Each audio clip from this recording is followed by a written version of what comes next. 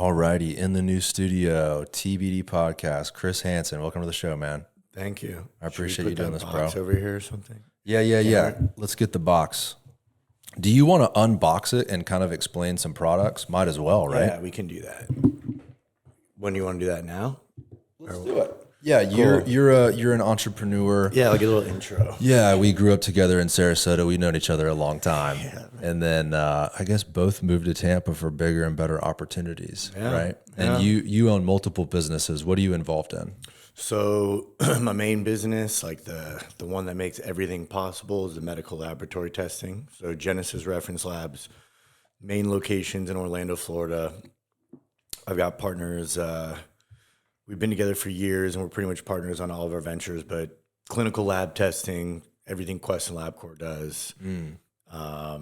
Respiratory, gastrointestinal. Oh wow. STDs, COVID clearly was a big thing for us. We serve doctors all across the country. We've got sales reps all over the country.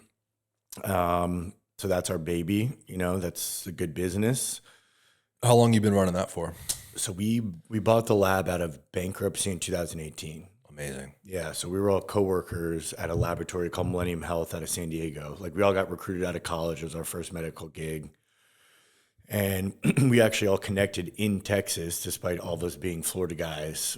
And that's where we kind of started venturing out. That company at the time was going through some legal stuff, which Google any major medical company, there's lawsuits, right? So, but essentially, when they started cutting our pay and telling us it was a good thing was kind of when we were like, all right, this ship may have sailed, time to look elsewhere. So, we ventured into some other, 1099 medical stuff just because we had the relationships with the doctors. So we were always trying to bring stuff of value to our physicians. So Texas is really where we decided let's branch out. And then we found this lab in Orlando for sale.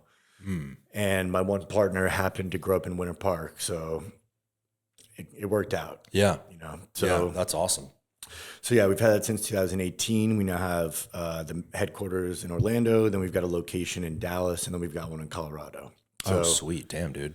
Kind of depending what part of the country, like if it's doctors in California, we'll send it to Colorado. Texas, huge.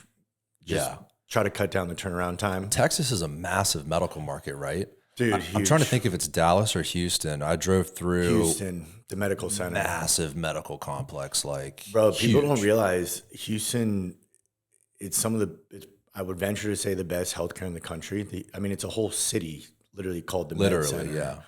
And even there's a building named after the Sheikh of the UAE. It's an interesting fun fact. If you're a UAE resident and you say get cancer, they'll fly you to the U.S. to the Houston Medical Center for cancer treatment. Right. You and 2 family members for free covered. So that says something. That's one of the wealthiest countries in the world where do you want the best cancer treatment? Even my own grandfather honestly went there for cancer treatment many, many, many years ago. We've have some high-end customers that go to that complex. I've heard of international people heading there. Massive, massive medical center. Yeah. So you have an office there? So Dallas actually is where the lab is, but Houston is where we really kicked off. And I would venture to say we wouldn't have had the success we had if we weren't in Houston, just because it's huge there. And I think Texas in general is a very business friendly state. So they always seem to be kind of on the front end of innovation, of what was new, what was hot. Yeah. So when I went there, I got offered the job and I went before I even graduated. I moved they're like, you want to go to Houston? I was like, yeah, there's no state income tax. The weather's good. I'll go. Why not? So yeah, the medical establishment is very strong in Texas. But we were all eventually wanting to come back to Florida, and just synchronicity, right? We find this lab. It's 20 minutes from where my partner grew up. So he's like, dude, I'll move back right now and let's get this rolling. It's funny how that works sometimes in business. The stars just align and you have that opportunity in front of you and you go for it, man. Yeah, dude, we did. We initially had other partners that were involved. And then when we won the bid for the lab, they backed out. And then essentially the auction house was like, all right, well, you already won, so you need to commit to this or we're going to sue you. So at that point, me and my partners had to make the decision, all right, are we going to do this on our own now that these other guys backed out, or are we going to battle this? So that was kind of our jumping off of like, fuck it. Like, holy shit. We're going to bet on us. Like either way, you're jumping in the fire, basically. Right. Yeah, exactly. Wow. So we had success, but we were by no means, like multi-millionaires. Yeah. Yeah. It was like it was a big risk at the time, for sure. Big undertaking, essentially almost like betting everything we had on this working. This was 2018. 2018, yeah. And so we were growing it, obviously we had a lot of relationships from people we'd worked with in the industry that wanted to try something new, people that wanted to kind of work at a startup per se, so we had relationships. So we started, it's not like we started at zero, we started with business already coming in the door. But we had a lot to learn as far as operations, selling is a lot different than operating, especially like I have a marketing degree. I'm not a scientist. And people ask me all the time, like, "Are you a doctor? Or you must have studied." Yeah. How'd you fall into this? Yeah. Right. And I'm like, no, bro, I went to UCF with a marketing degree and a track in the sales program. So, it's a very important part of that business, though, is the sales, right? Yeah. Connecting with the doctors, getting them to use you as their lab. Yes. I mean, I would venture to say, look at any medical sales job, right? There's a reason people go after medical sales. It pays really good, but because their marketing is your reps. Like your website isn't as relevant. How many times have people went to the Pfizer website? Right. Yeah. But they'll take the prescription. True. As long as we're providing good service, quick results, doctors are happy. They could care less about our Instagram, our website. It's your people that are in front face to face. So, which is almost opposite of your other business, VAYCAY, right? Completely opposite. Complete opposite. So what's VAYCAY? So VAYCAY is like a wellness supplement brand. So VAYCAY, right now, the flagship product is hemp-derived cannabinoids, so like CBD, CBN, delta-8 THC. But also we're venturing into, we have a mushroom product out now. We're doing a lot of commonly known herbs like ashwagandha, lemon balm, chamomile, stuff that everyone's heard of. And maybe they'll have like one piecemeal it, I'll have chamomile tea to relax or some ashwagandha after work. I'm throwing it all in together, just combining it. So, CBD, for example, everyone's heard about it. I think a lot of people have tried it. A lot of people tried it, and it sits in their medicine cabinet. Yeah. It's like you didn't feel anything from it. And I think when it first came out, it was like the first cannabis thing that was like legal everywhere. So I think there was a lot of intrigue. And I would use my parents as an example. Like they have a ton of CBD products that they've bought and tried, but like nothing that they're like, yes, like this. Don't get me wrong. There's been creams and for sleep, but it's kind of become just like an additive into things now. It's not like a standalone. Where there was a period of time, like a year ago, 2 years ago, when it was literally in everything. Like you'd go to a 7-Eleven and like every drink had 25 milligrams of CBD. Yeah. And I had a guy that owned a beverage company tell me that. He actually discouraged me from getting in the business. He was like, I tried doing a CBD drink and it didn't pop off. And I'm like, that's fine. That's not what I'm doing. Yeah. And I hear you. I totally agree with him. I think CBD opened the door for where we're going to. But I think it left a lot of people wanting more. So, with the lab background, I've worked with doctors for years in these pain clinics and rehab centers where, and opioids, obviously, we all know is a massive problem, in this country. So it was like, there needs to be better solutions outside of pharmaceuticals and even the medical marijuana. Like some people don't have access to that. Right. And even that might be too strong. So just to give a background on our main compound, we use delta-8 THC. So delta-8 THC is derived from the hemp plant, which is different than the marijuana plant, same family. But essentially in 2018, when the Farm Bill went in, anything derived from hemp became legal.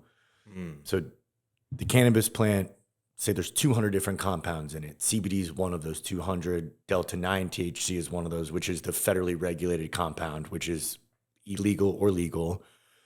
Well, Delta 8 is just the little sister to it. Got it. The potency is about a third as potent as regular marijuana. So that's where I saw this as an opportunity for a therapeutic. Like, this is an actual therapeutic. People will still feel something. And I've realized that people need to feel something, you know? Right. They want to feel some kind of relief. Same as if you take NyQuil, you feel it. You feel it coming on and you're like, oh, I'm about to knock out. That's why people love NyQuil, man. Right, right. So, and I always tell people this, I'm not a pothead. I don't use normal marijuana. Of course, I've experimented in my younger days, and I'm by no means like, oh, go use cannabis. Right. But I want people to know that it's an available option outside of the pharmaceutical world. Safer, more natural.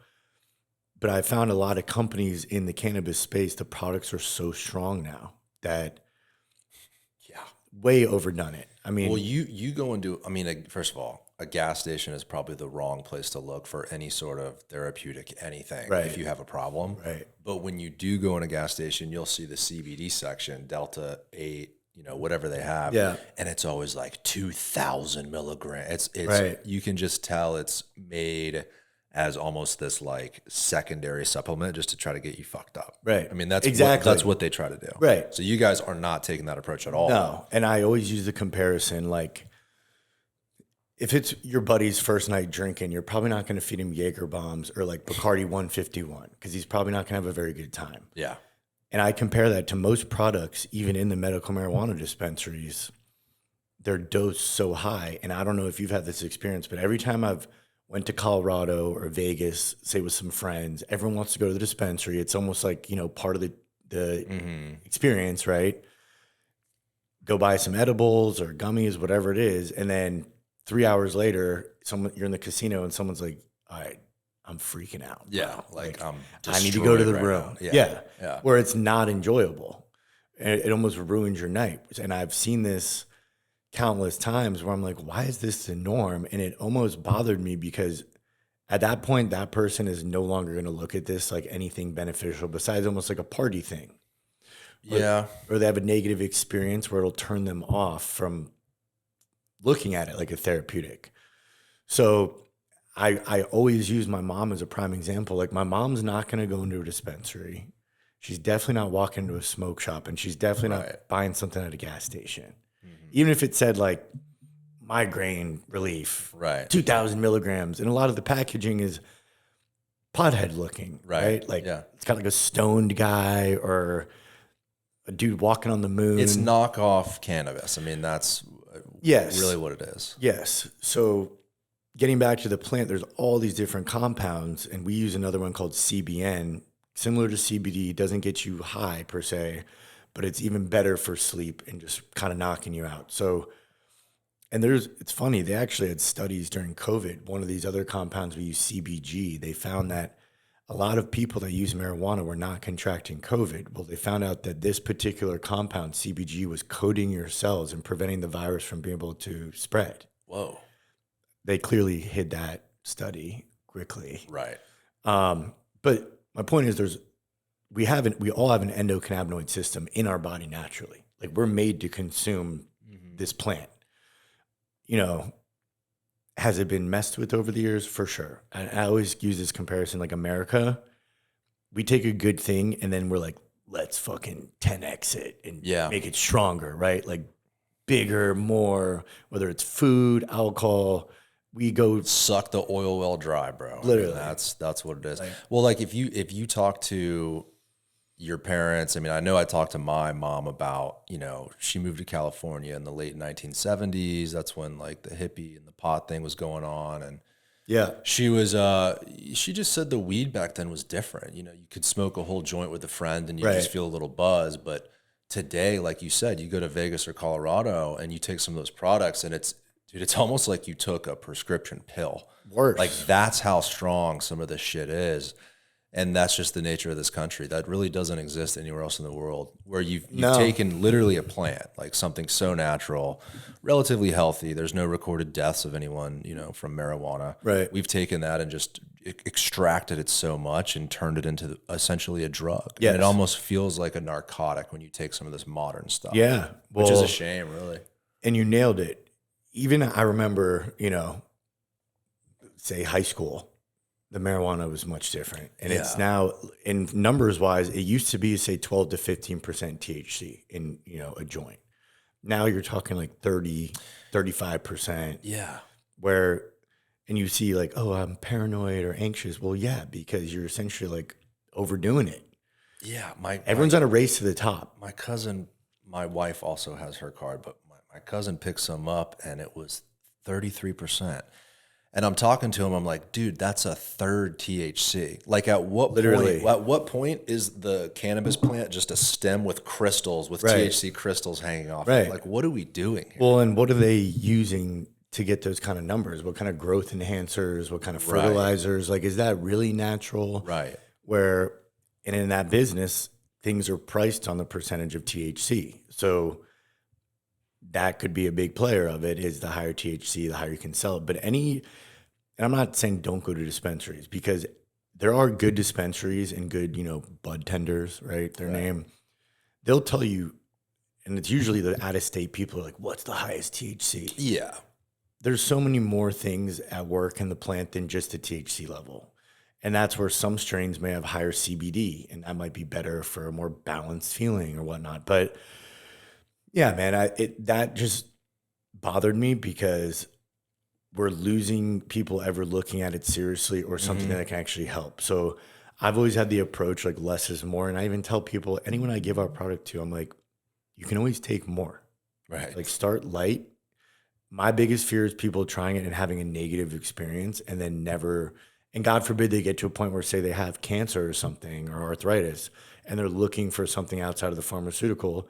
They're immediately going to write off cannabis. So you've really always taken this like therapeutic approach to this medicine. You went into it with that mindset. Yeah, and I think, obviously people that have heard me talk before, like, I had a history with opioids when I was younger. So I already, had a little bit of a sour taste in my mouth with the pharmaceutical industry. And not to say there's not a use for pharmaceuticals. There absolutely is. There's situations, they definitely are lifesavers. But as a whole, with how we treat pain, sleep, anxiety. Yeah, there's a pill for everything. Right. Like, we know the Xanax, the Oxys, the Ambiens are not good. And now the studies have caught up with that. And I would venture to say, you and I especially, everyone knows someone who's had a problem or like had a negative impact from prescription drugs. Yeah. Even Adderall. I mean, Oh my God. in college, people ate that like Skittles, where what's the long-term effect of, which, if you look at generic Adderall, it's amphetamine salts. Literally amphetamine. Yeah. Yeah. I mean, you're basically taking a form of speed. That's what you're doing. Right. And kids are 18, 19, 20 years old, taking a pill or two a day and not understanding like the long-term repercussions of that. But that's America, like you said. Yeah. Man. Like, there's a pill for everything. I wish more people would get, first of all, an education on what this stuff is and how it can benefit them, but also just don't take the pills, man. Like, you don't need a pill for everything. No. And like, my grandmother's a very healthy woman, right? Like, she has no real diagnosis. Of course, she has some bad knees and, she's 85 years old. Sure. She has those classic problems, but she doesn't have cancer. She doesn't have diabetes. She really doesn't have a reason to take a pill. And unfortunately, what's happening with her is she's gotten into situations where she goes to a doctor. She complains about a certain issue with her body. They prescribe her a pill. That pill causes, let's just say, as an example, low blood pressure. Well, now she has to take a pill to remedy that. And then she's on this train of like medications and therapy. And it's like, you might not need any of that. You might just need a lot of water, healthy food, some good sleep, and move your body. Like, that might, and then maybe supplement with some natural products like this. Yeah. No, I think we've just gotten so far away from natural medicine. And I used to be a huge believer in, modern medicine, and there's still great advantages, but I think, and don't get me wrong, a lot of pharmaceuticals are essentially crafted after natural medicines, right? Oh yeah. And there's a reason why the pharmaceutical companies don't like cannabis or mushrooms, these things that are starting to make waves, because they can't put a patent on them. Anything that's natural to earth, you cannot patent. So they synthesize it. Like even opioids, right? It comes from the poppy plant, from opium. I'm not saying that that's better, right? But we're essentially taking the opium plant, synthesizing it, 100xing it, Yeah. and then And think about how many products come from that one plant. Like there's morphine, right? codeine, morphine, all of that is from the opium. hydrocodone, Right. oxycodone, And all of that. that's used for children's cough medicine, like all the way up to, surgeries and crazy shit like that. It's crazy, man. Even the coca plant, cocaine, right? That's like, what's the stuff they put in your gums, like Narcan or whatever? What's that shit they inject to numb you? Oh, lidocaine? Lidocaine, any cane, right? That comes from that same plant as cocaine. Yeah. So all these products come from a plant anyway. Why not have something that is not addictive, right? Not addictive. Like you can't overdose on it.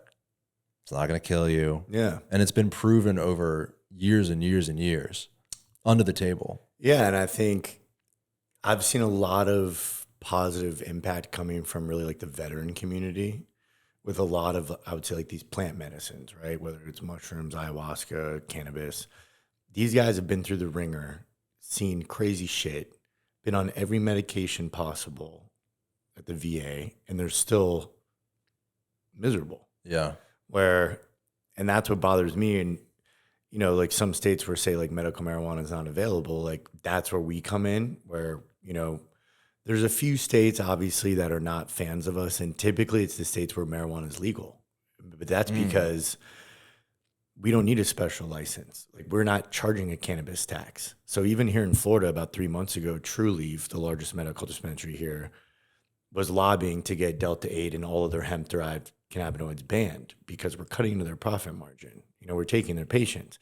You don't need a prescription. You don't need to go see a doctor to buy our product. You can buy it at the yoga studio, the med spa, on the website, whatever. But, the state's missing out on taxes. So states like Colorado, they didn't like that. And they essentially, banned any hemp-derived products. No shit. So you cannot buy products like this in Colorado? No. I had no idea. That blows my mind. They want you going to the dispensary and paying it's like a 21% tax on top, which... That makes sense. Like I understand it from the government's perspective, but that is a crazy thought that you could go into a store and buy mushrooms in Colorado, literally, right? And not buy a CBD product. Right. And the problem with that is it's expensive. So like say you are a patient, what is that costing you every month?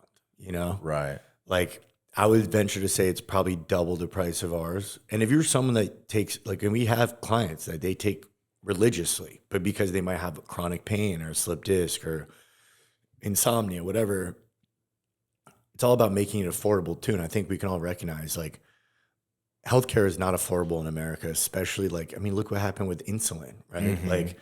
What is it, $2,000 a month for some families for insulin? Like, what do you do if you have a 10-year-old kid that's a diabetic? Our average family can't afford that. Yeah. So we won the fight in Tallahassee, and essentially I was in a group chat with 1,100 other people with companies all over the country everyone was donating, whether they were in California or wherever. Everybody was behind this fight with us, but we had groups of women like breast cancer patients literally picketing out front of the Capitol, this is my medicine. Yeah. And I prefer it over maybe what's in the dispensary. I prefer it to what's in a prescription pill bottle. I don't want to go back to that. There's a lot of people on that side too, where they're not, people have this impression that, people with medical marijuana cards are stoners. It's really not the case at all. There's so many people out there that legitimately use it as a medicine because they don't want to take pills. Or they don't want to drink. I know you and I have mutual friends, and it's people that you would never expect to be cannabis people. Yeah. Because they're white collar working professionals. They handle their shit. They have families. And that's kind of part of my mission with this is why is this taboo anymore? Yeah. I can go out and get sloppy drunk and no one's going to judge me. But if I want to eat a THC gummy or a vape, it's like, oh, Yeah. we drug test at this company. It's like, all right, so I can go do coke and drink all weekend At the company party. at the company party, right? Literally, bro. But if I want to smoke a little or eat a gummy at night and, put on a movie, Yeah. no, you're not cut out for this job. It's considered drugs, but people forget that alcohol is a drug, as is caffeine and as is Nicotine. Yeah, all that stuff, man. Right. To each his own. I just Right. want it to be looked at in a way where it's a solution that's there. And I always say this, like, this doesn't, some people are like, oh, I don't believe in cannabis. You don't need to believe or be a cannabis person, but just know that it's something you can keep in your medicine cabinet. Maybe you get a migraine once a month and a gummy is what works for you. It's not like it doesn't need to be I know plenty of people that don't drink every day, but once or twice a month they might go have a few cocktails, unwind, whatever. Yeah, I mean, well, there's certainly an aspect of cannabis that's enjoyable. I mean, there's people that enjoy it as people enjoy a cocktail, as they do a cigar. Right. I mean, there's that too, of course. But I also think there's a level of legitimacy that comes with going to a doctor, getting a prescription, having an expert doctor tell you, like, hey, this is your issue. This is what you need.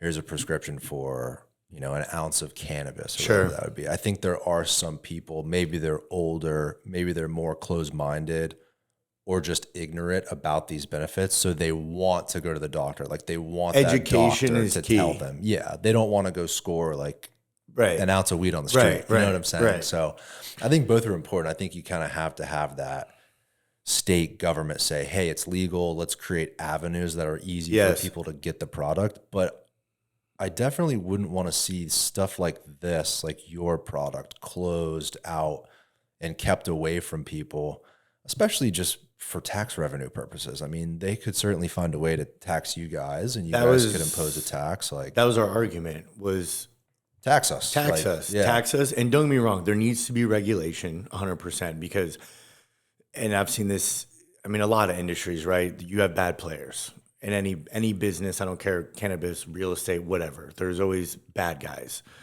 and very profit driven people. Which, again, like this is my passion project. I would say, this is something that hits home for me. And having worked with doctors all over the country and sat in these waiting rooms with these patients and talked to them and just listened and seeing, like, a lot of these people that are on these meds, they don't want to be on them, but they want quality of life. And that's usually the quickest avenue, is the prescription the doctor gives. But that's where I'm trying to get the word out and educate people. And clearly there's a lot of stigmas, especially our parents' generation, right? They grew up with the war on drugs and all this stuff. And so did we with like DARE and some of those programs. Like I remember growing up and I didn't smoke marijuana until after I graduated high school, partly because of those programs, but also mostly because I went to Sarasota Military and they tested religiously for stuff like that.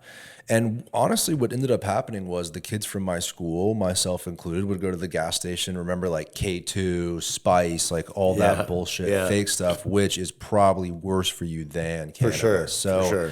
I think anytime you create incentives for people to go around whatever the legal route would be, which people will do, you're just going to cause more problems than good. I mean, which essentially I would say is like the war on drugs. Like, how's that going? Yeah. Fentanyl still coming over the border. Still have like 150 people a day dying from that. And I would say that stemmed a lot from prescription opioids. A lot of those people started with a prescription. Yeah. We grew up in the epicenter of that, man. Literally. I mean, they called I-95 the Oxycontin Express. Yeah. Like, it's so sad, man. God, we know a lot of kids that have died from that. We buried a lot of people in Sarasota from that. It's crazy. I mean, kids I was very close to. And not druggy kids. No, and that's what's scary about it. The lacing of other drugs, someone trying to take something and it's laced with fentanyl or another opioid and then they get killed, and it's fucking scary, man. And like you said, there's no recorded deaths from cannabis. You might feel like you're going to die if you have too much of it, but you won't. Yeah. You know, but I do think, you know, regulation does need to happen. And I'm, you know, by no means a pro-government guy, but there is a lot of bad players. And you can, like you said, the gas stations, right? Like crazy high milligram counts. Even the packaging, you can tell, is probably targeted to kids. You know, like you see these Sour Patch Kids, like they call them the Stony Patch Kids. It's like, all right. Yeah. What are we trying to do here? Right. Like, Is that really medicine? Is that for grandma? No, you know? So, you know, and we've always tried to do our branding a little bit more upscale and elegant. But also, like, I don't want there being any confusion of like what we're selling. We're not doing bright colors and Skittles knockoffs and stuff like that. No, if you want to get your fix, you know, and you want that like legitimate high, go to the dispensary. Like that's what that's there for. You guys have a different product. Yeah. Well, let's bust this bad boy open. Let's see what we got. Let's take a look in the goodie box here. So that camera can check it. So we got a couple different products here. I'll pull them out one by one. So we have VAYCAY Premium Delta 8 plus CBG infused gummies, blue raspberry. Yeah, so that was really our flagship product. Was, like I said, when I discovered Delta 8, and I realized, hey, this is a very light, and I would equate it like a glass of wine compared to drinking vodka. Yeah. Right? It's light. It's about as third as potent as your regular cannabis products. And then the CBG, like I said, that's another compound that's not psychoactive, so it doesn't get you high, but it just relaxes your muscles a little bit, kind of a body type relaxation.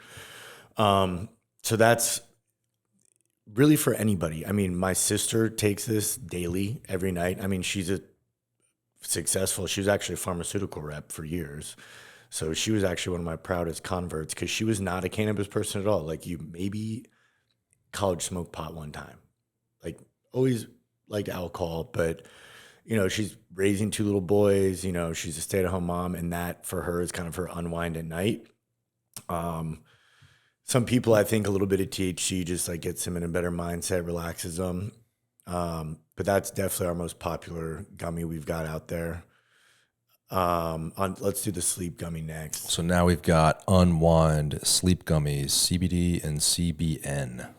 Yeah, so that we tailor that specifically for sleep, so there's no THC in that at all. CBD and CBN, both non-psychoactive, great for sleep, great for inflammation. And then we added in the ashwagandha, tryptophan, melatonin, lemon balm, L-theanine, kind of combining all these other relaxing, sleep-inducing, you know, botanicals. That's what I'm talking about, where a lot of people might have a chamomile tea at night to relax. So it's like, let's sprinkle some of that. Or ashwagandha is booming right now, so let's put some of that. Yeah, this I would imagine is very popular because sleep is something a lot of people struggle with, and God, a lot of people do some messed up stuff. Did you know that I dropped some at your mom? She tried it. Yeah, she likes it a lot. Yeah, that's my dad loves those things. But I've got a chiropractor, war veteran, PTSD, been on every prescription medication there is. He just did a testimonial for us. He's like, this is the only thing that has helped me sleep. Wow. And that's the shit that keeps me going is hell yeah. Those type of people, like literally I got goosebumps right now because that's such a powerful testimonial. Oh my God. Yeah. And it's like, and you know, he's tried some shit too. Dude, those guys have been on everything. Yeah. You know, so that where he's like, I'm a lifetime customer and I'm selling this in my practice now. There's such the mental illness that comes from PTSD from a war veteran must be just absolutely how do you deal with that? I just can't imagine. And the fact that they put a lot of those guys on prescription pills that fuck with their head even more to a point where I think the statistic is 22 a day commit suicide. Like, nuts, what the fuck are we doing? Right. Like, so then I totally see what you're saying. To have a guy like that tell you your product helps him better than anything else, that's amazing, dude. Yeah. That's again why you are doing what you're doing. Yeah. And then the next one is Bubblegum OG Hybrid, 1 gram disposable, Delta 8 THC. This is like a vape, yeah, right? So that's our natural vapors. So this is where I always like to educate people. And that's my favorite product of everything we have, honestly. You like that child safety button on there? I know, it's like fooling me right now. Yeah, I don't need any Here we go. any children sneaking in their mom's vape. No, and it's good that you button these up with safety caps too. Yeah. We do everything. Even before regulation came out, we were doing everything like as. I'm going to sample it. Take a little sample of it. So, and I tell people this. Tastes great. People newer to, these type of products, everyone gravitates towards the gummies first. I don't know why. I guess because it's less invasive, right? Yeah. And I get some people have, they don't want to smoke or whatever. It's a plant extract oil, It's like an aromatherapy. I wanted to ask you about that. I saw an article, whatever process it is that extracts these cannabinoids, cannabinoid? Yeah. Whatever process extracts those chemicals from the plant, I read that there's certain processes that are extremely dangerous. Like there's like propane like involved. butane. Yeah. So that's not what this is. No, so when this first started going on, this is probably 10 years ago, it was called butane hash oil. And they would essentially shoot butane through a tube of flour and it would extract the crystals. Right. So no, there's all different types of extraction. I mean, dude, where we do this at, it's a full-on scientific laboratory. Yeah. I mean, it's like you're talking millions of dollars of equipment, high tech, everything's lab tested. Yeah, this isn't in the kitchen cooking up nothing. Yeah. And obviously, with my background owning a medical lab, it was very important that our cleanliness, purity, and that my physicians I was approaching, because I approach our clients, our doctors that we test for with this as well. Like, because a lot of these guys, they're looking for other stuff outside of pharmaceuticals now. I mean, 5 years ago, I wouldn't say that, but I really feel like post-COVID, people are really looking for more natural alternatives out there. And just health in general has become a lot more important. Like, let's be proactive, That's been huge in the last couple of years. Yeah. People are, I think it's a great thing. I think people are taking a lot more responsibility and they're looking at what's my diet, am I exercising, am I getting enough sunlight, whatever it might be. But because of, my credibility in the industry, I always wanted a product that my doctors would feel comfortable putting in their practice and giving their patients. So we go to very high standards to make sure, everything's United States grown, sourced, manufactured.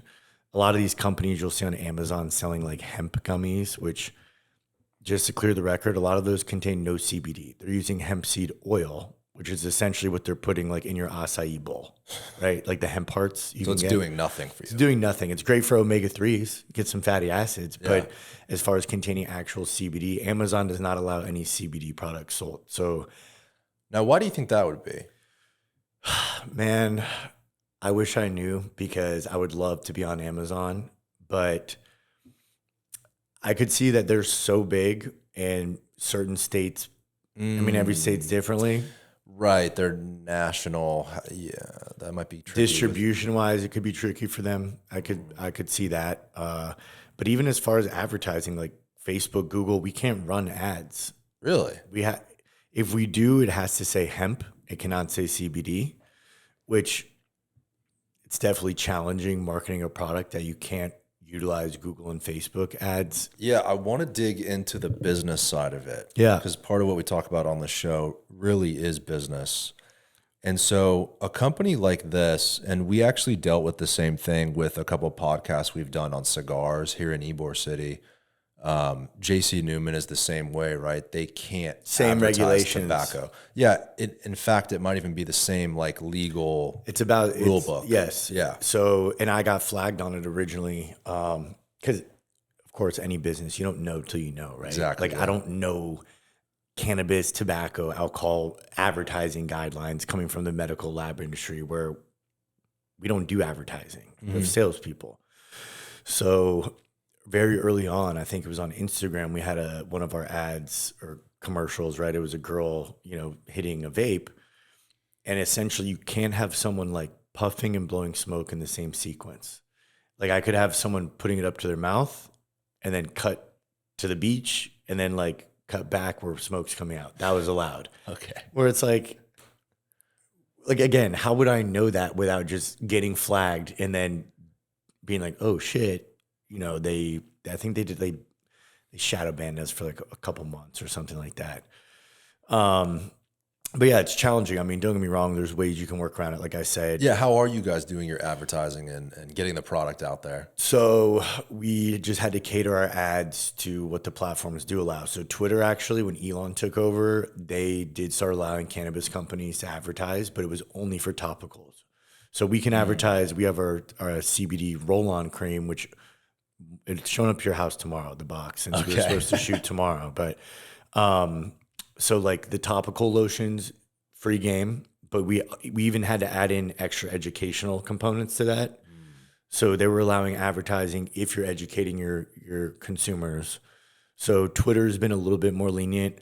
Facebook, essentially, like, we can't have the label saying CBD. It has to say like premium hemp. Okay. So every platform is different, obviously. So you're not even really talking about like United States regulation or Florida regulation. It's more so platform rules and regulations. Like Facebook has their rules, Twitter has their rules, etc. Yeah, and I don't know if they're following off of like some FDA guidelines. Right. Like they're probably piggybacking off of the alcohol and tobacco regulations. I would assume so. But I mean, you can do billboards. You know, we do. Obviously, we have like in-person, you know, pop-up shops and stuff like that. Influencers, which that's another workaround, is if an influencer is posting it and it's user-generated content and I repost it, that's okay because it's not the brand itself doing it. Got it. You just can't run ads on those posts, probably. Right. I mean, don't get me wrong, dude. There's all types of back-end ways. Like I know these coding guys that like know ways to do it, but that's not going to build a long-term sustainability. No. And I also think we're just early in what we're trying to do, where I think so too. Education is everything. And that, real quick, I want to get back to just vape versus gummy, because everyone always wants to try a gummy. And I tell them, and I hate to admit it, you'll never make the perfect gummy. Everyone's so different. We all metabolize everything so differently. What did you eat that day? What's your body fat content? That's a good point. So I always recommend everyone start light, like eat a half or a quarter. But because of how it metabolizes, and I know this from the medical lab, because a lot of what we do is drug testing, when you ingest it and it metabolizes to the liver, it's going to have a different effect on you. It's going to be more of a full body. It's going to last longer. It's probably going to be a little bit stronger. Vaping, because it's immediate, crossing the blood-brain barrier, you're going to feel it a lot more instantaneously, and it's actually less potent. People think, oh, smoking, it's going to be more intense. No, it's not. It's actually, the people that I can get okay with it, I mean, my mom included, you know, she's like never smoked a cigarette in her life. I literally had to teach her how to inhale. And my sister, where I'm like, this is probably going to get the job done, and you're not going to worry about, is this going to hit you too hard and last 6 hours? Right. Possibly. Right. Everybody's different. I just always like to educate people on that, where I get the stigma with smoking and vaping, whatever. Yeah. And it's not like you're smoking like a full cigarette. You take one puff and gauge it You're from good, there. yeah. Usually you're good, right? I mean, you did it. You're functioning, right? You're fine. We're still doing this. Seems right okay. now. Yeah. So far, so good. So far, so good. I think it's just because people are used to even taking a pill, right? You take a pill, you take a gummy. It's just, it seems like an extremely harmless thing to just take a gummy, whereas this, for whatever reason, seems like a level up. Yeah. I don't know why. And I'll say it's a lot less stigma than it used to be. And I think the nicotine vapes have opened that.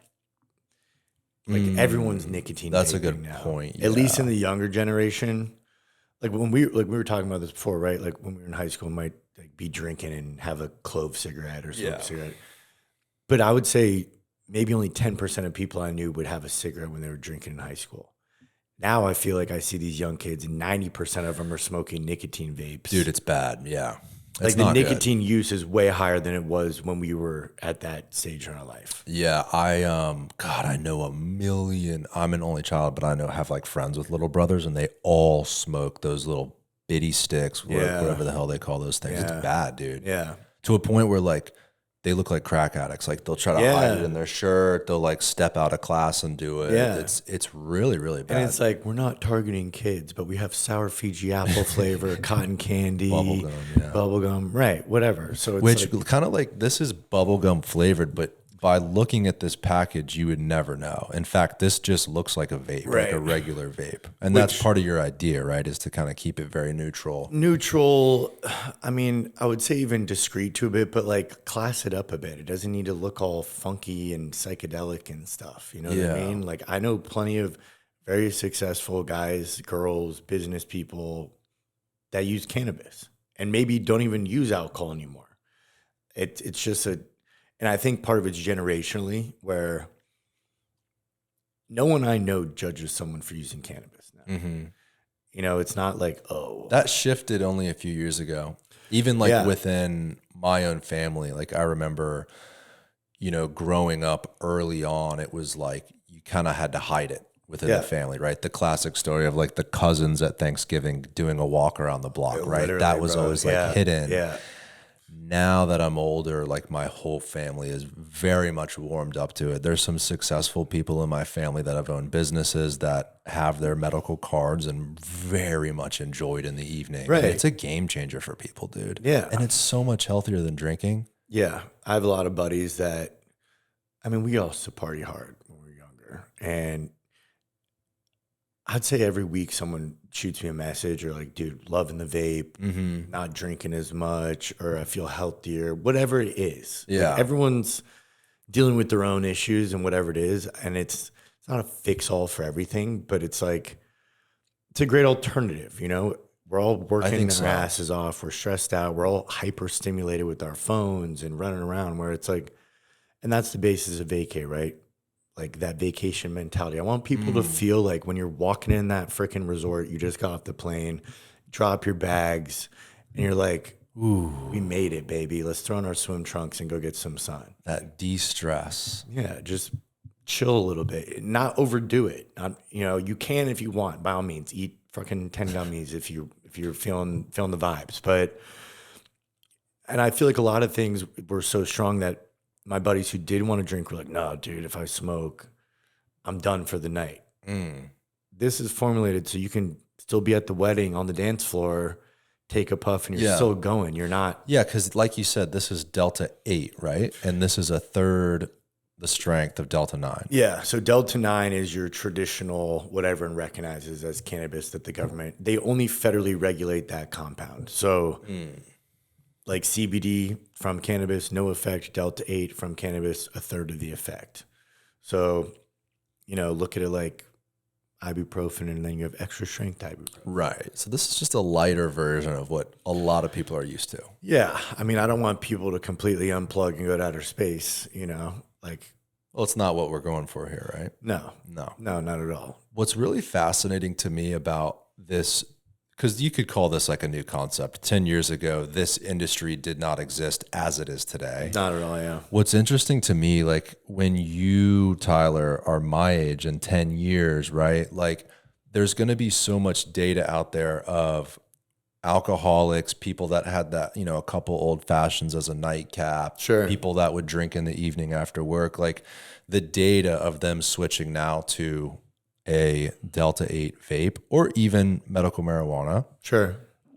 What the health profiles are going to look like in those people, and like what the psychosis will be, where you have like the classic father coming home and drinking and like beating his wife, right? Versus he switched to this, you know, Delta 8 pen, and now, you know, he didn't go down that path and those kids are affected. You know what I'm saying? Like there's new data that's going to come up that we just don't even know about yet. It is. And I know it is because I hear it from people I know. Like you know, and I've had my own history with, you know, alcohol and drugs. And again, I'm not a proponent like, hey, go do this instead. Yeah.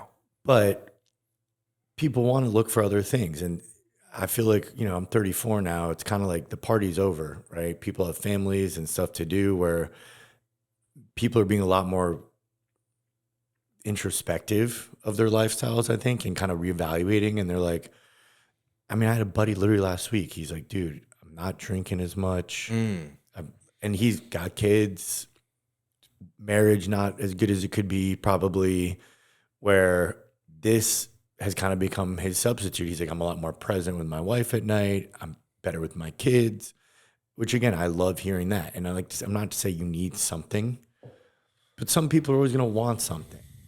Some people do. That's a weird word, right? Like need. I mean, do you have to have it? I don't think anyone needs anything but food and water and shelter, right? But that is an interesting point. A lot of people need something at night to take them down a notch. I mean, there's a lot of people out there that just can't deal with daily life at a 9 to 5, but there's also a lot of business owners like you and I that are just fucking running around with our heads cut off. Dude. And it's stressful to have people you're responsible for, and you're making deals that, you know, you're kind of riding your financial situation on. Yeah, bro. Risking money, right? Investing and that whole thing. And it is nice to have something at night that takes you down a notch. It sucks to have a crazy busy day at work. I mean, from my own experience. And then to come home and you've got personal things to deal with. And with this doesn't take you out of the equation, which is why I like something like this. Right. Medical marijuana might. I mean, you're going to get stoned and you're going to be high. Couch locked, high. And couch locked. Like, and then you're not going to be present. Mute. Yeah. Why I like this is it's almost just like a little thin, you know, it's not the whole comforter. It's not a whole blanket. It's like the bed sheet. Yeah. You know, it's like the light little, like just a little something to maybe just shift your perspective ever so slightly. Ever so slightly. I compare it to that feeling after you finish a solid workout, like walking out of the gym and you get in your car and you're just like, yeah, like you can just, that tension's gone. You're just good. Yeah. You're not high. You're not low. You're like, great workout, feeling good, left the stress of the day. And you're right. For guys like us, the work doesn't stop. You have people's livelihood. You know, you people you're taking care of. Their families are relying on you. You know, you think about that at night. And then I had a podcast with a doctor buddy of mine, also a huge proponent of our sleep gummy. And he was like, remove daily stresses of just we all deal with. But he's like, technology, add that in with our phones attached to our hip where it's hard to even naturally turn off and unwind. Yeah. Like you have to be disciplined now to put that phone down. Don't turn on the TV. Let yourself calm. Like I know there's a lot of nights I could be up all night. Like my energy doesn't stop. Mm-hmm. There's always something to work on or something to do. And it's almost like a blessing and a curse, right? Mm-hmm. Where like for me, that's like the vape at night that's my wind down. Like that takes me down a notch. Or maybe like I'm going in the sauna and I'll like puff that a few times and it helped me kind of be more present and like meditate or whatever it might be. Mm-hmm. But I think you said it perfectly. It's just like a light. And that's where, again, it's almost harder getting the people that have had a negative experience more open to it because they're so used to everyone even at these dispensaries, they're pushing because they're almost of the understanding, well, if they don't feel anything, they're never going to try it again. I'm of the understanding if they feel too much of it, they're never going to try it again. I think that's a good way to look at it. It's really true. I mean, if you go into a dispensary and you take a lot of the gummies, there are 10 milligram THC. Yeah. Dude, that's a lot for some people. You take one of those, you're going to really be feeling it for hours. I'll tell you, because we can do Delta 9 legally. I experimented. I did a prototype of a 5 milligram. So these are 15. This is my lowest right now. These ones, 15 milligrams. Wait, how could you do Delta 9 legally? So it's all on like a per weight basis, like based on the size of the gummy and everything else. So we can do a Delta 9, and I experimented with it. A 5 milligram Delta 9 was still stronger than our 15 milligram Delta 8. Like, too strong. Or even this, that's why I tell people do a quarter or a half, but I'm even going to come up, I think, with like a 1 milligram per gummy. And part of that is because people are like, dude, these are delicious. I want to eat more than one or whatever. So my partner and I were joking, you know, why don't we do like a 10-pack that are like 0.5 milligram per serving? And it's like the movie theater go jar, you know, like that's hilarious. So you go like see a movie and instead of a box of candy, you could eat like a gummy and maybe like. What a great idea. Because everyone literally says, dude, these are delicious. And, you know, some people do get, you know, the munchies, right? You get a little. Well, let me try one. Which one would I try that's not going to, I probably wouldn't want the sleep one, right? No, you would do the Delta 8. Okay. And I would say, like, is this going to have any sort of a crazy effect on the rest of my day? I would do a quarter. I'll just taste it. How about that? Yeah, just I'll do a little taste. Do a little taste of it. Dude, you remember the Flintstone gummies? Yeah. Those were fire, right? They were delicious. Yeah, I mean, like I said, everyone's body's so different, but that's why I'm like, let me do an even smaller. Yeah, these are fire, dude. Yeah. Blue raspberry. They taste amazing. Yeah, we've got a lot of different flavor options, but I could pop a few of those for a movie, 100%. yeah. I mean, there's another compound I'm working on right now. It's called THCV, non-psychoactive, but it's great for appetite suppression. So I want to do that with like an apple cider vinegar as like a daily kind of weight management. Ooh. Like that's what I'm saying. These compounds are great for a lot more than what we know them as, which is get high, right? The cannabis plant is fucking unbelievable, it's intriguing, dude. Like when I really like started, the applications for this plant and these chemicals are crazy. The different compounds that do different things, and then you look at like the implications of hemp paper products and plastic products. oh, it's bro, fucking unreal. people don't realize hemp was the largest crop in America in the 1800s. Like George Washington was a hemp farmer. The Declaration of Independence is written on hemp. They literally, in Virginia back in the day, you legally, if you owned land, had to grow hemp. It was you were required. And like I've seen now where they're utilizing it for, they're building houses out of hemp bricks, and they're fireproof houses. Holy shit. I mean, clothing, building materials. Think about it too. It's cheap. It grows like a weed. Yeah. I mean, literally, right? Like there's no huge agricultural process to get this shit to grow. Right. It probably would grow anywhere in the country. Yeah. I saw a article. I wish we could pull it up. Maybe next time you come on, we'll have the TV ready. But it was in the St. Pete Times, Tampa Bay Times, about this woman wanting to introduce a bill to the Florida Senate that would allow people to grow, I think, like 5 plants on their property, homegrown, something like that. Yeah. Man, if everyone could grow their own stuff, I still don't think it would be like in the masses. I think a lot of people would still buy VAYCAY, go to the dispensary, but I feel like that option should be on the table for people. I agree. And as I've went farther down this journey, and part of it is just my own thinking, where it's insane to me now to think that the government can tell anybody like what they can or can't grow, or even like, can I collect my own rainwater? Right. Yeah. Like, and I know a lot of people that are more purists, and I would say these are the same people that want to grow their own vegetables. Like I have a few friends like that. Like they're trying to grow all their own vegetables now, or gardening's maybe their hobby. Like they would do it because they know what they're getting. You know, people trust themselves.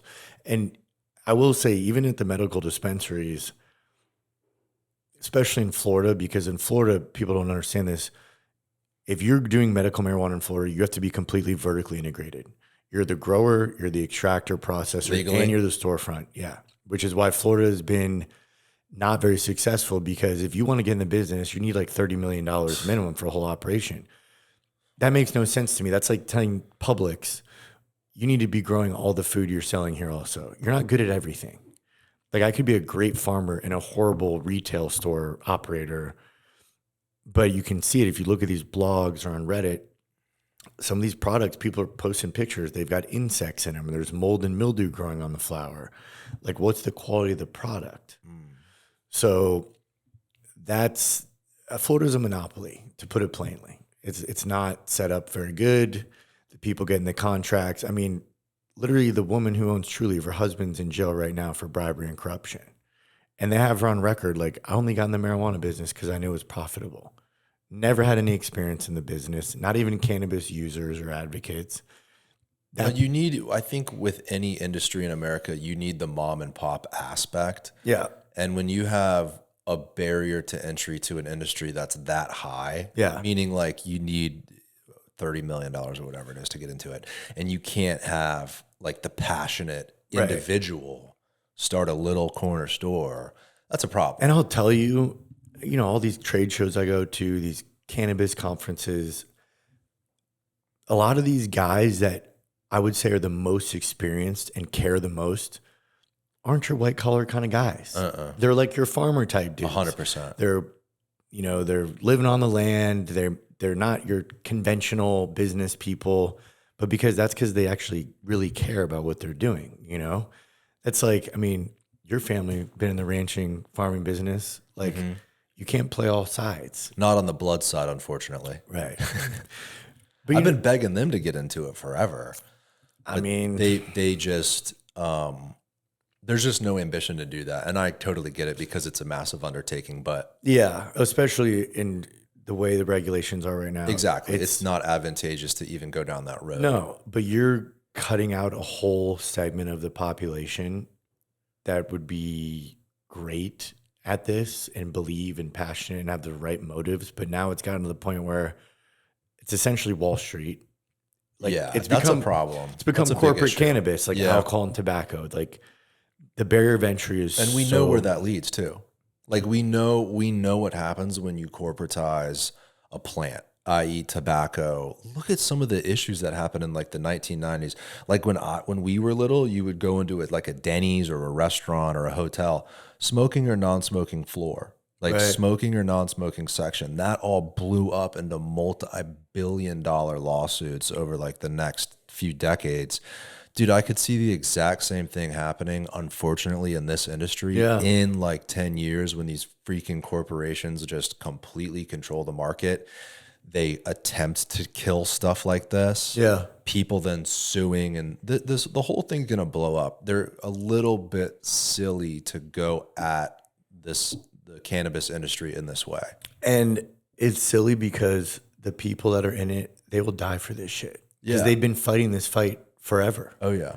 I mean, I think, you know, I like to think that I'm a bridge between a lot of different worlds. Because even like, I don't fit the stigma of someone who's someone used products like this, you know? But why?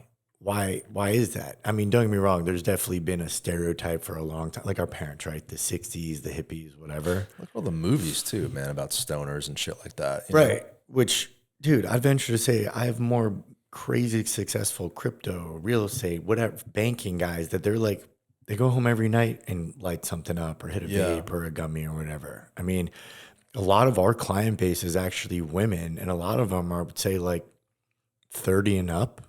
I mean, dude, we have a good client base down in Sarasota. You know, the population down there, large retirement community, which that's what's really interesting to me is the population that could probably benefit the most is the one that has the most programming to kind of break, breaking that stigma. Right. They're just they've just been hammered for so long. Like you said, the movies, the media, politics. Yeah, you're right. And then the opposite side of that would be the guy that's just been a stoner since he was 14 years old, and he hits this and he's like, this does nothing for me. Well, that's the other battle I have too, is the traditional marijuana people. First, they hated us because, again, we're breaking into their market. You know, we can sell our product anywhere. Like there's no barrier. It doesn't need to be a dispensary. It could be, like I said, a yoga studio, my med spa, my sales force, selling to our doctors to sell in their practice. So the traditional cannabis guys were kind of hating on us, like, oh, well, that's hemp derived and blah, blah, blah, like purists, which I get it. But it's like your way hasn't gotten us very far. And I don't want to sound like a judgy asshole, but when you got the dreadlocks and the tie-dye on, my mom's not going to take what you have to say seriously. Even when I started this business, my own family was like, are you sure? Right. Your history. And I'm like, I hear you, but just. Yeah, your approach, I didn't even know, because we haven't really talked about this company specifically, but your approach is really, I think, encouraging. I can understand the stigma going into it, because I even think like that too, right? Like my business is a professional business, right? It's dressed up with a collared shirt. Sure. Sales professional, meeting people, pressing flesh. That doesn't necessarily align with cannabis at all. Right. And it's because of the media and the movies. If you showed up high to a showing, that's a horrible thing to do, God, right? But this doesn't necessarily, I wouldn't say get you high. It just kind of, like you mentioned, and we've talked about, lift you up a little bit. But I get the stigma. Sure. And I think what you guys are doing with the branding and your sales pitch and kind of even your philosophy behind the company, it's going to break that stigma. Do you see more brands heading in your direction and kind of going this way? I see my competitors copying us all the time. That's Like, good, Wall. even our wording, like plant-based wellness, that's kind of our like tagline, right? I'm seeing so many of my competitors like start shooting out emails and press releases like all of a sudden, which they're kind of, you know, great. It's fine. Thing is, they still can't fix like their branding and logo and kind of like the place they've set themselves in. Mm-hmm. Well, it's a hard ship to steer once you've gone down that like dreadlock tie-dye route. Right, dude. And, you know, some of these companies, like it's so, you know, like some will literally be called like legal weed. And it's like, all right, you know, I get it. No prescription needed. Yeah. Right. Like that, you see those signs down the street, and there's guys opening like these quote unquote dispensaries, which really they're just selling all Delta 8 type products. They're selling all the hemp derived products. And you can have hemp derived products that are even stronger than your traditional marijuana. Like there's other compounds that are 10 times as strong as Delta 9 THC. Really? That are in minute quantities in the plant, but they're getting the pure extract and using that. And even that, I'm not an advocate for that either. Same as like the alcohol example, like Bacardi 151. Like why would anyone want to drink that? You know, like it's not because it tastes delicious.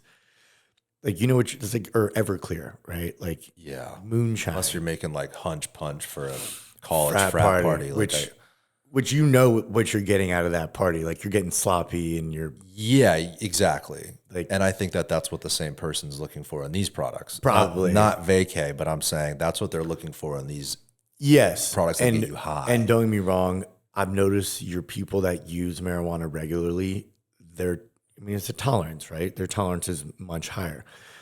Our clients and the people that I'm creating the market for probably have no tolerance. You know, and I've had some friends of mine, like one particular example I'm thinking of right now, her mom had I can't remember the exact disease, but essentially chronic coughing.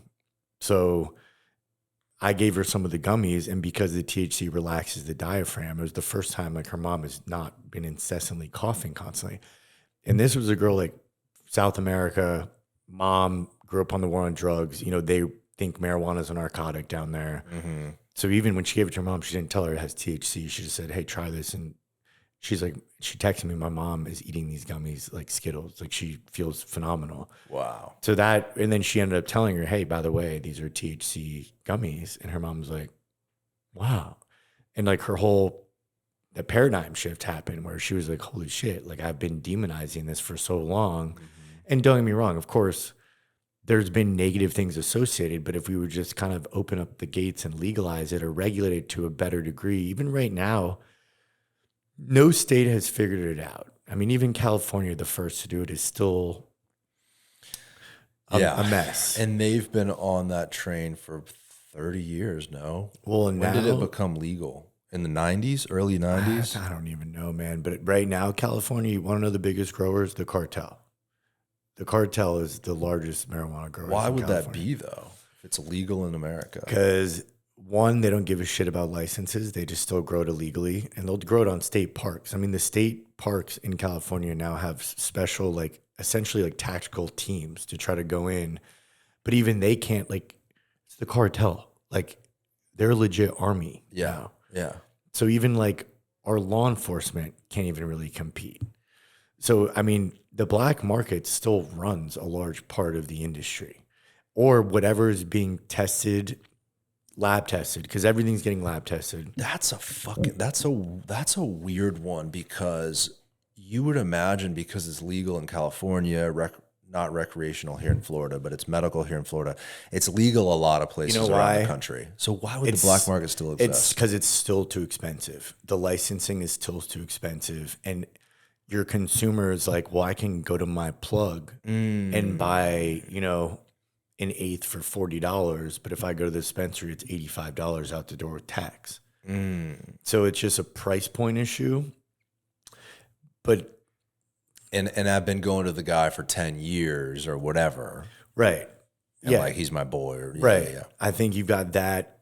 And the only downside of that is there's no lab testing, right? So a lot of these plants can have heavy metals, same as your food. Cannabis gets tested the same through the Department of Agriculture. The testing guidelines are set. A lot of it's the same equipment we use for testing urine, actually, for drugs in urine. But essentially you're checking, all right, was the soil this was grown in heavy in lead? You know, was there heavy metals in this? And people don't think about that with this. It could be being sprayed with these growth enhancer pesticides, kind of like you don't want the beef from the cow they're shooting up with steroids. Right. You don't want the plant that they're spraying with these growth enhancers. And unfortunately, a lot of that's not passing the testing is what gets shipped all across the country on the black market, and it's dirty product.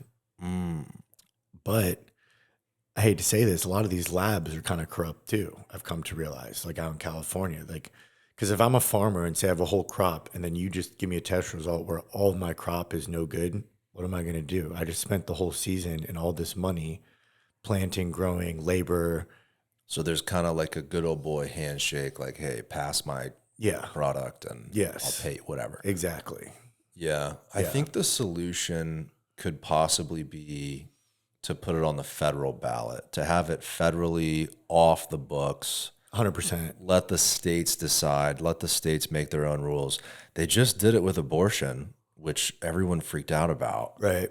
And I don't really have, I mean, I just had a baby, so maybe I'm a little bit more emotional towards like, you know, pro-life, but I don't really have a dog in the fight necessarily. I don't pay attention to that particular debate, but I see it in the same way, because if the Supreme Court passed that, right, abortion rights back down to the states, why wouldn't they pass marijuana back down to the states? You can keep the Coke and the pills. Yeah. And like, I think that might be coming up in the future at a certain point in time. Yeah. But THC, that should really be passed down to the states. What a weird situation we're in, where it's federally illegal, yet you can go to Colorado, literally recreationally walk into a store and buy it. It's a recipe for disaster. Dude, you can be in your hotel room in California and have it delivered to your door. Yeah. DoorDash it, like, literally. Right. But if I want to, and we've had this problem too, where technically the money is still dirty money because it's the Federal Reserve. I wanted to ask you about that too. Like, because this isn't that Delta 9, you're not, that's not applicable to you. No, but I will say you still have issues because it's still considered a high risk. So certain payment processors and stuff like that, or they might give you a hard time. Like I have a friend of mine in Miami, she owns a CBD store, like full plant wellness CBD store in South Beach. And she does some of the functional mushrooms like lion's mane and cordyceps, right? That's in like mud water and all the Amazon, right? Very common. Her payment processor told her she was no longer allowed to, she was selling little tinctures of it, you know, drops. And it was literally, it's like a brain supplement. And they told her, like, you need to take this off your website, which it's a functional mushroom. It has no. Bro, that's at Walgreens. Like, that's literally, everywhere. Literally. Yeah. CVS, Walgreens. So that again is like, is that corporations kind of like running the game? There's a lot of weird under the table shit at high levels that we don't even necessarily know. Exactly. And that's why I think the federal conversation, it's money, man. It's all politicians' money. Even if you see who's getting granted these licenses in the state of Florida, you connect the dots. It's very obvious that there's a lot of favoritism going on. I think New York recently, I read, was granting certain licenses specifically to like Black-owned businesses, which I think is cool. You know, they're trying to, because typically if you look at the war on drugs, right, it's impacted the minority communities the most. They've been targeted the most. I mean, dude, you still have guys sitting in federal prison for marijuana charges, which is absurd. When I can order it on my phone from my hotel room in California, why is there dude still sitting in a federal penitentiary for this? Yeah. For growing something that literally God put on our earth, that our body already has a system to process this. I mean, you can have the same argument even with mushrooms. Like, I just think anything that's naturally growing, how does another man tell us you can or can't do this? And that's why I think the home grow thing. Yeah. I could see limiting the home grow. Like you said, 5 plants. Well, there's so many little caveats that would go into legalizing drugs, whether it be marijuana all the way up to cocaine and beyond. But I do think that, yeah, like the argument at the end of the day, it's a plant. How can you make that illegal? Right. Why not tax it and use the tax money on education? Hey, like it's legal, but there's certain dangers and certain things to look out for. Like, well, I think we'll get there. When you look at companies like Purdue Pharma that made OxyContin, no one's went to jail for that. I mean, you and I alone probably know 3-4 people dead. Pfizer, any of them. Yeah. I mean, there's been no repercussions for any of those companies. No, I mean, they pay a fine, which if you make $100 billion and you get $1 billion fine, it's like a slap on the wrist, right? Right. They probably planned on that fine when they launched the drug to begin with. But that's exactly right. It's a cost of doing business. They knew the side effects. They knew this was highly addictive. And this is all common now. I think there's been tons of Netflix shows and documentaries about this now. But back to what you said in the very beginning, there's no recorded deaths from cannabis. Yeah. Not one. Mm-hmm. So, and again, I'm not some pro marijuana smoking person, but like I have logic and common sense where it's like alcohol is way fucking worse.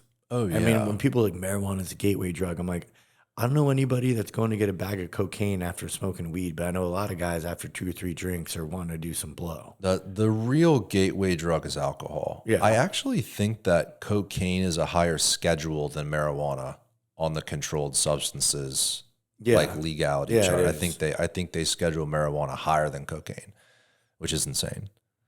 I think we're getting closer to a good solution, and we are. But I also think that during that process of getting to federal legalization, there's going to be a lot of bureaucracy and bullshit along the way. Yeah, I mean, even with the farm bill, I know that I think they're going in session again about that because they were talking about, well, we're going to ban anything essentially that can give you a buzz, like any derived cannabinoids that can give you a buzz. Which why? Well, also like define buzz. You know what I mean? Like a cup of coffee gives you a buzz, man. Like a Zen pouch gives you a little. You know, it's like, what do you mean buzz? Right. Like when you leave the gym, you have a buzz. When you go on a date, you have a buzz. You know. Well, and I know when our lobbyists were up in Tallahassee, literally they had to sit down with the guys that were sponsoring the bill to ban it. Essentially educated him, and the guy flipped his whole opinion. Where it's like you were about That's crazy. You were about to make this a law, dude. I want to say it was like we had like a month heads up to fight this. Like basically, the word got out. Everyone, joined forces. Money. I was DMing politicians, getting on the phone with lobbyists, and essentially after a couple meetings, the guy's whole opinion changed. It was just such a lack of crazy. But that's something to be said for our politicians as a whole is like, who's telling these people to do this? Who's funding them? Who's the ones behind it? And who's educating them on these huge decisions they're making? And a part of the reason Florida also backed down was, dude, I think it's something like 100,000 jobs in Florida directly from the hemp industry. I mean, I think they're projecting this will be a $30 billion industry by next year.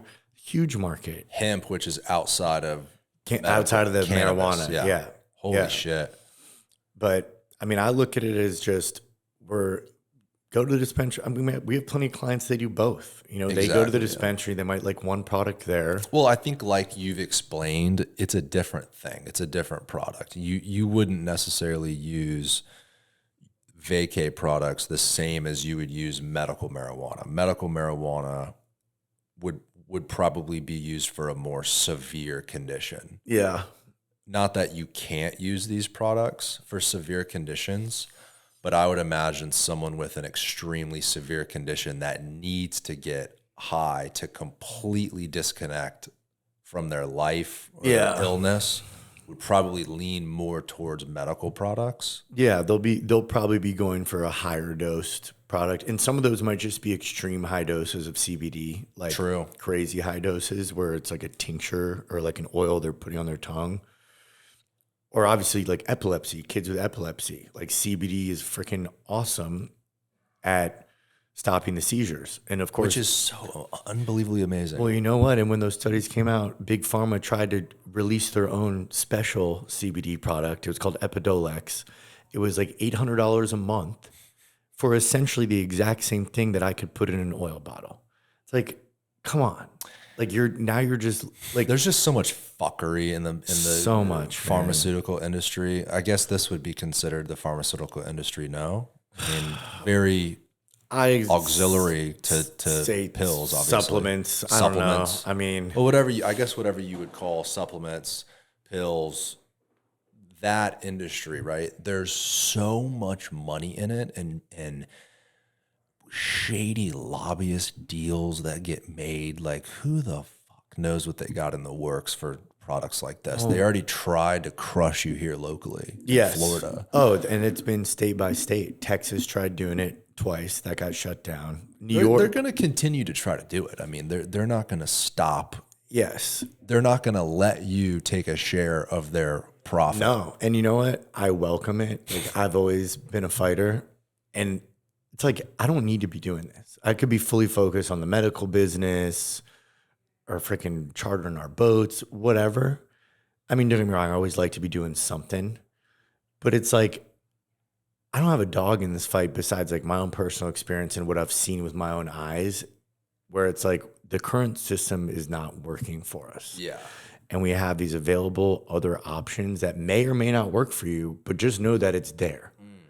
So it's, and the beautiful testimonials that you've gotten too. I mean, the proof is in that pudding. Dude. To hear that from friends and family. yes. Veterans and business owners, like to hear those results they're getting obviously encourages you to be in the fight. Yeah, to dude. fight these bullshit It's the huge little, corporations. even my dentist, I'd given her some gummies and it was a little too much for her. She's very petite. But then she was stressed out. She had a big work thing coming up, and I gave her one of the vapes. I'm like, just try this. Like, let me know what you think. And she's a very health person, you know, not a pothead by any means. And she texts me. She's like, I feel really relaxed and good and not high. And I'm like, exactly. You know, like we're all coming from our college experiences, right? Like dudes smoking bongs at the frat house. And, Yeah. you know, it was just a different. It's not the same. No. I mean, I took a hit on air. It's not the same at all. No, people shouldn't think it's the same, but I get why they would. and the traditional marijuana people, like I said, they try to say, oh, it's hemp derived, or they'll say it's synthetic. Don't get me wrong, you can synthesize anything, but everything we use is naturally plant derived. Explain, you mentioned this is simply an oil. Like, what exactly is this liquid in here? So that's literally THC oil. Like, so the crystals from the plant, that's just the condensed crystals. And then we add botanically derived like terpenes. So terpenes, like the flavoring. So it's, so a lot of the magic in the marijuana plant is also what's called terpenes, which like myrcene is a big one. Myrcene is in mangoes. It's basically what gives mangoes their scent and their flavor, part of the flavoring. Interesting. But they found out that these terpenes, it's called the entourage effect, they work hand in hand with the cannabinoids. So myrcene, for example, they know is good for like body aches. And I don't know, people would always say, I remember back like in college, like, oh, if you want to get ultra buzzed, eat some mango before you smoke or something like that. Well, it's because these terpenes work kind of congruently with the cannabinoids. So like our flavorings are all from these botanical derived terpenes. So Interesting. mango, lemon, lime, there's all these different, like the citrus. What about bubble gum? I don't know what plant, but that's also from a plant, like No botanically. shit. Yeah, So this is not like an artificial bubblegum flavor you just add to it. Yeah, we don't use any artificial at all. Dude, that's amazing. So I picked like very popular normal cannabis strains. So bubblegum OG is a very popular cannabis strain. And the actual like normal marijuana has a bubblegum flavor to it. So we're essentially taking those exact terpenes, not derived from cannabis, derived from fruits, vegetables, whatever, and then we infuse it in that. It's amazing, bro. Yeah. We got to wrap it up. I think we're running low on battery here in our Do it. bootleg ass new studio. I love it. Chris, I appreciate you coming on, bro. Yeah, man. Thanks for having me, bro. Where can people buy VAYCAY products? So VAYCAY, you can find us at takeavacay.com, VAYCAY, the only way to spell VAYCAY, sound it out. You can also find us on Instagram, VAYCAY.global. And if you want to check me out, Chris Broby, Broby Hanson on Instagram. You the man, Chris. Appreciate it. Likewise, brother. All righty. Bye, everybody. Later.